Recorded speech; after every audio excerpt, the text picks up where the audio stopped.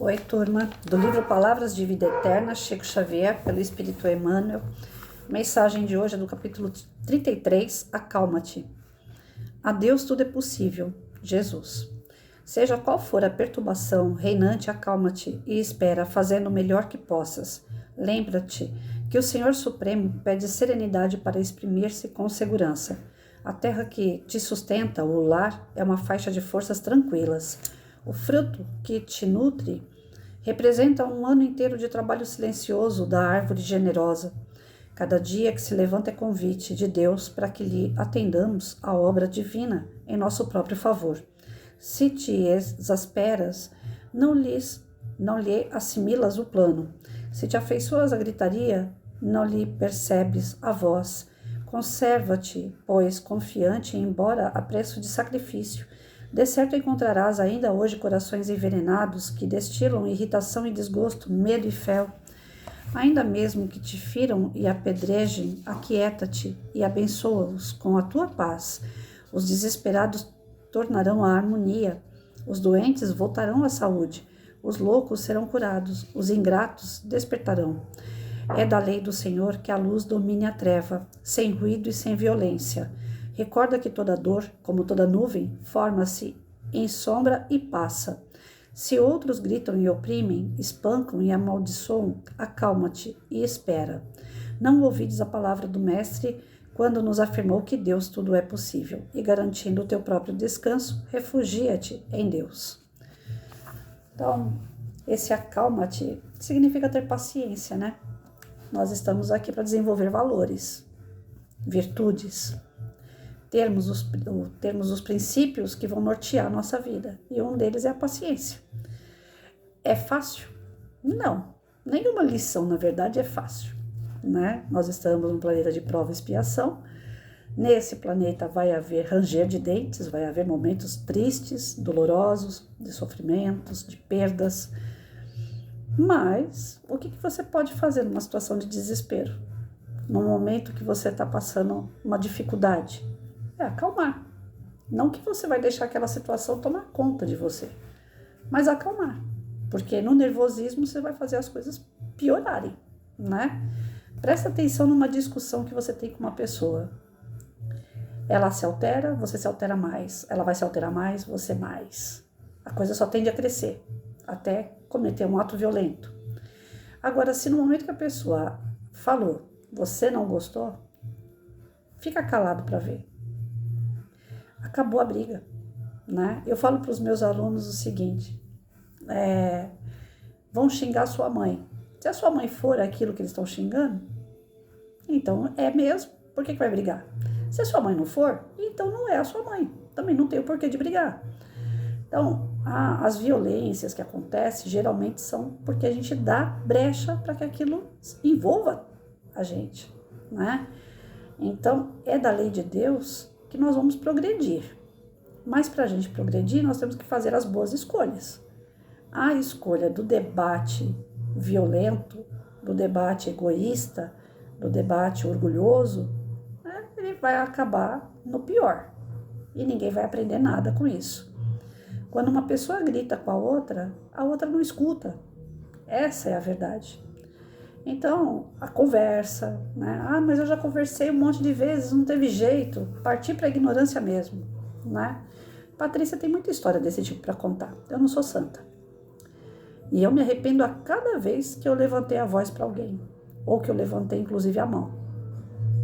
No ato de desespero, porque você tá ali tentando mostrar e a pessoa não quer ver. Mas eu me arrependo. Eu peço perdão a Deus, porque para a pessoa não adianta mais pedir perdão. Já foi. Aquilo eu já marquei no perispírito dela. A minha grosseria, a minha violência, a minha falta de bom senso, a minha falta de paciência. Tem uma historinha que o pai vê que o filho é muito violento, ele é uma criança muito agitada, grossa, estúpida. Aí o pai vai lá e coloca umas tábuas no quintal e fala para ele, olha, vai pregando. Prega o quanto você quiser nessas tábuas. Deu prego e martelo pro menino e falou, vai pregando. Aleatoriamente, prega o quanto você quiser. O menino naquela ira, naquela raiva, ele foi lá e Olha, passou um bom tempo, o menino falou pro pai, e aí, tá bom? O pai olhou assim, aquela cerca que ele fez estava totalmente cheia de pregos. O menino fez uma pregaiada danada. Aí o pai falou, agora você volta lá e tira aqueles pregos. O menino ficou sem entender nada, né? Mas o pai mandou, e ele tinha receio com o pai, por mais violento, por mais grosso que a criança fosse, ele tinha aquele respeito pelo pai. Aí ele foi lá e arrancou os pregos da cerca. Quando ele arrancou todos os pregos, ele falou pro pai, pai, vem olhar. Não ficou nenhum, tirei todos. Ele falou, pois é, e o que ficou lá na madeira? Ah, ficou os buracos do prego. Ele falou, pois é, cada pessoa que você agride, é isso que acontece. Você deixa buracos na pessoa. Por mais que você peça desculpa, o buraco já tá lá, já ficou. Então, em todas as situações, Jesus ensina a gente que a gente tem que se manter calmo, paciente, para que a gente possa passar por aquilo aprendendo a lição que está vindo aí. Nenhuma situação ruim vem à toa. Ela vem justamente para ensinar algo e às vezes para testar a sua paciência. Uma coisa tão simples, né? Aos olhos de Deus, aos olhos de Jesus, é uma coisa simples, paciência. Mas para nós que ainda estamos tão longe da perfeição espiritual, a paciência é uma das tarefas mais difíceis. É como se você estivesse quieto, zen, tranquilo, aí de repente ligam para você aquele telefone de, como que fala? Telemarketing, né? Você está numa boa, mas aí basta um telefonema daquele, senhora Patrícia, aqui é não sei o quê, pronto, aí você já se irrita. Ai, por que essa porcaria tem que ficar ligando para mim? Não é assim? Você pode estar super zen, alguma coisa do nada aparece e te tira do sério, por coisas mínimas. E esse momento que tira você do sério por coisas mínimas é um momento perigoso, porque é justamente onde a espiritualidade inferior começa a agir. Eles adoram essas brechas. Eu já falei aqui outra vez, né, num outro vídeo, que o evangelho no lar espanta essa espiritualidade inferior. É ótimo a gente fazer o evangelho no lar, porque evita que essa espiritualidade venha na nossa casa. Mas não adianta nada fazer evangelho também e no dia a dia ser uma pessoa extremamente nervosa, que tudo te irrita, que tudo tá ruim, reclamona, né? Porque a espiritualidade inferior, ela não vai embora, ela só se afasta quando tem luz, mas ela fica ali, esperando dar uma brecha. Então aquela brecha do nervosismo é a brecha que ela precisa. A espiritualidade inferior, ela dança na casa da gente, ela deita e rola na casa da gente, na vida da gente, quando a gente abre brecha. A brecha da impaciência, a brecha da intolerância, a brecha das discussões, dos desentendimentos. Às vezes você discute com teu marido, com a tua esposa, uma coisinha boba. Uma toalha molhada em cima da cama, vai. É coisa boba. Mas se o marido não tivesse largado a toalha lá, a mulher não precisava passar lá e, sobrecarregada de serviço, pegar aquilo que na verdade seria o serviço dele. Né? Então uma coisinha mínima que podia ter sido evitada, às vezes as pessoas dão uma brecha. Esqueci a toalha lá em cima da cama. Não vai acabar o mundo por conta disso. Mas naquele momento a mulher está sobrecarregada com outros serviços e fala, poxa, ele não pode fazer a parte dele? Aí dá as discussões. Quando começa a dar as discussões, a espiritualidade vem. Opa, ali vai ter festa. E aí eles deitam e rolam, porque aí eles já começam. Lembra que você fez isso? Lembra que você fez aquilo? Não sei o quê. Aí a discussão por causa de uma toalha molhada vira um inferno. Às vezes o cara até sai de casa por conta de uma bobagem como essa, né? Então a impaciência leva a gente a ter as influências. Isso é fato. Acalmar diante dos ocorridos que tiram a gente do sério é difícil, não é uma lição fácil. Mas é por isso que Jesus dizia, orai e vigiai. Toma cuidado com o teu pensamento. O teu pensamento atrai. Ontem eu estava conversando com um amigo, ele pegou e falou assim, eu não sei se foi eu ou se foi ele, nós começamos com aquela história assim, se fosse solteiro, não sei o que, a vida ia ser diferente. Pô, falei para ele em dado momento, eu falei, opa, em vigilância nossa, vamos parar com essa conversa por aqui. A gente tem que ter na cabeça o seguinte, o que é certo, o que é errado. Pensar já é errado, porque já está quase concluindo o ato. O pensamento atrai. Então, quando você se torna uma pessoa invigilante, tudo que está em volta vem para você falhar. Quando você se torna vigilante, vem um monte de coisa para você falhar. A espiritualidade inferior, ela não dorme, ela não descansa. Principalmente se for aqueles inimigos que você criou ao longo da sua vida atual ou da vida passada. Eu estava lendo o Evangelho segundo o Espiritismo ontem à noite, né? Eu faço de quinta-feira à noite. E deu na quinta-feira retrasada as causas atuais das nossas aflições, e de ontem eram as causas passadas da nossa aflição. Tem uma diferença. A causa atual das nossas aflições, ela está ligada às coisas que nós fazemos nessa encarnação. As passadas é o que a gente fez na outra encarnação. Então, de repente, na outra encarnação, eu fui uma pessoa que usou o corpo de uma forma indevida, né? Fui uma pessoa promíscua. Então, nessa vida, eu venho para ficar sozinha, eu venho para passar o aperto da solidão, eu venho para passar pelo aperto da traição, né? Porque eu não soube usar o meu corpo na outra vida. Então, nesse é fato que eu vou ter um corpo que eu não vou poder usar, né? Dessa forma, com ligações com outras pessoas. Então, isso é um exemplo, né? Mas existem outros. Da vida passada, eu fui, um caminhoneiro, utilizei droga até não querer mais para poder fazer o meu trabalho. Nessa vida eu venho como um doente mental. Porque na outra vida eu abusei de drogas, de uso de drogas. Então nessa, se eu viesse são, eu ia usar droga de novo, porque o meu organismo tá acostumado com droga, não saiu ainda desse vício.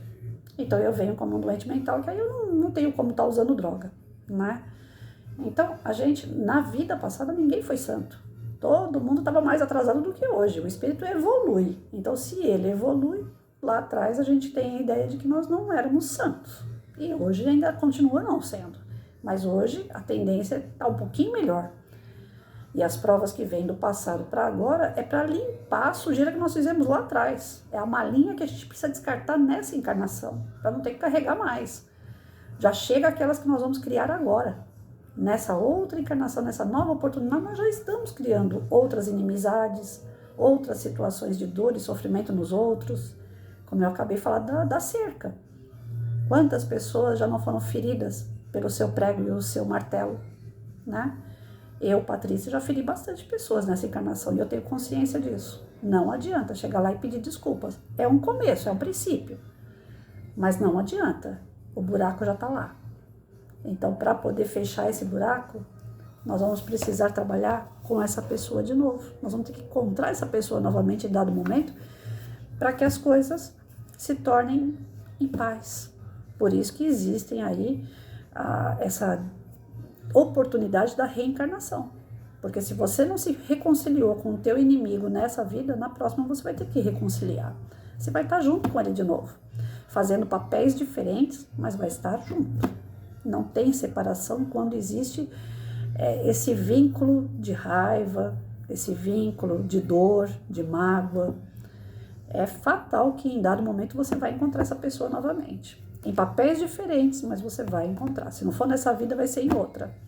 Para poder se estabelecer a paz entre vocês. Nenhum espírito pode ser feliz levando tristeza ao outro, direta ou indiretamente. Então, vamos acalmar, vamos prestar atenção naquilo que a gente pensa, naquilo que a gente fala, porque nós somos responsáveis por tudo aquilo que a gente pensa, fala, ouve, sente. Ninguém induz a gente. Se induz é porque nós abrimos a porta, é porque nós deixamos entrar. Então, que o nosso coração seja uma terra para ser plantada amor. Amor de verdade, o amor fraterno. O amor que leva alegria às pessoas, que leva o bem às pessoas, sem querer nada em troca. É difícil, mas não é impossível. Então, essa sexta-feira seja muito abençoada para cada um de vocês e vamos pensar nisso. Quando vier, né, o Chico Xavier falava, né, o André Luiz passou por isso no plano espiritual, né? Quando você tiver com muita raiva, muita ira, beba um pouquinho de água.